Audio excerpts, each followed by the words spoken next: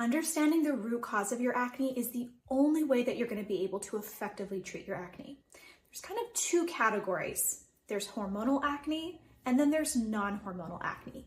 There is a lot of crossover, and there's a lot of subcategories in each, so let's dive into it. So let's start with hormonal acne. Within hormonal acne, there's a few key hormones that can trigger acne breakouts. One is testosterone. The second is dihydrotestosterone, DHEA, cortisol, and estrogen. So like I said, a lot of subcategories.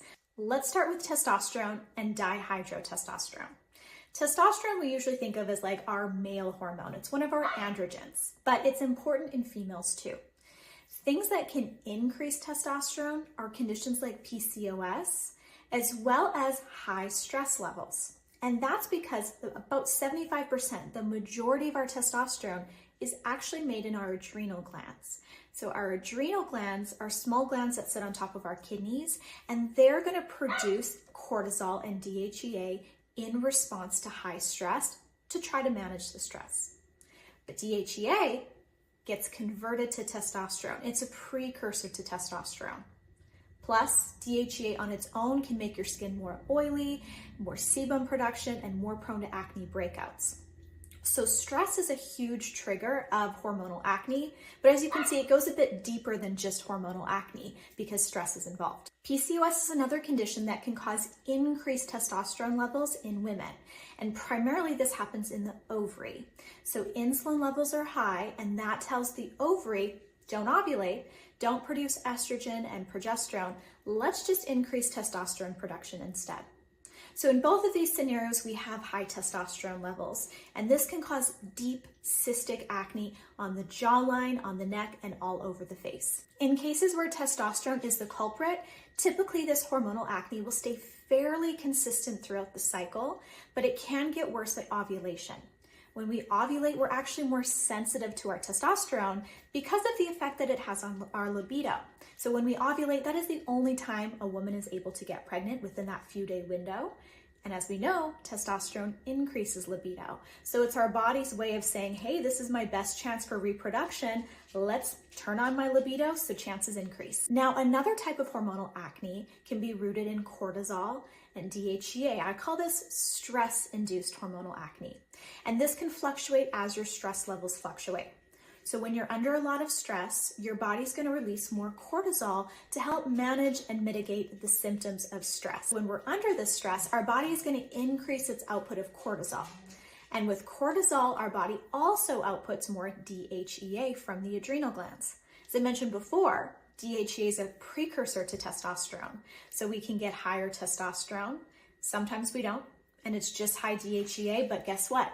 DHEA causes our skin to become more oily and more acne prone. This type of hormonal acne is going to be high when stress is high. Another form of hormonal acne is rooted in high estrogen levels. This is when our body's not quite able to process estrogen like it should, so it can build up in the body.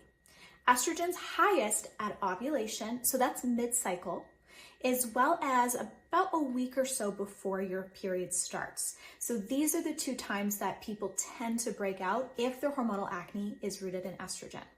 Now, estrogen's great. It's our friend when it comes to our skin. So we're only talking about it becoming an issue when it's too high and our body can't process it.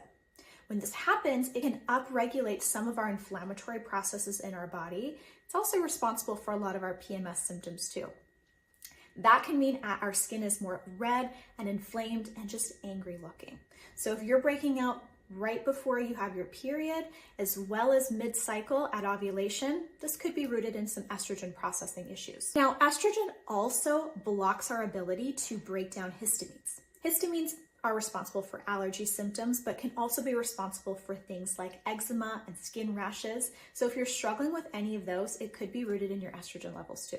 Okay, so non-hormonal acne means these hormones aren't at play as much. But as we can see, it's pretty complex. I feel like there's always some element of hormones involved, whether it's estrogen processing, high stress levels, slightly high testosterone levels, but some people it's more so rooted in detoxification pathways, gut health, and food sensitivities. Food sensitivities are extremely common for causing skin issues, especially things like gluten, dairy, eggs, and sugar.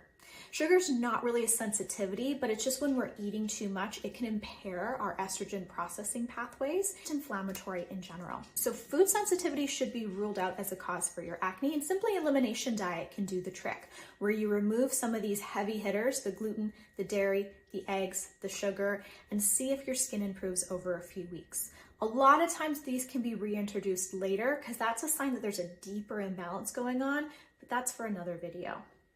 Also, we can see acne come from gut issues. So if your gut has become leaky, those cells should be nice and tight in your intestinal lumen. They've become broken down and compromised with increased permeability, then that can lead to acne. So gut reform is what we need. Also, if your gut microbiome is off, the microbiome is that trillions of bacteria and yeast, that ecosystem in our gut that are responsible for hormone processing, as well as our detoxification pathways, our gut health, being able to have regular healthy bowel movements, and some inflammatory pathways too. So in my experience, whether it's hormonal acne or non-hormonal acne, we always need to make sure the gut is functioning well first. That's going to look a bit different for each person depending on what's going on, but I don't think simply taking a probiotic is going to do the trick. Could be rooted in an overgrowth of yeast and candida, an overgrowth of some bacteria. So a lot of times we got to kill those suckers off, repopulate with some good bacteria and some good dietary choices.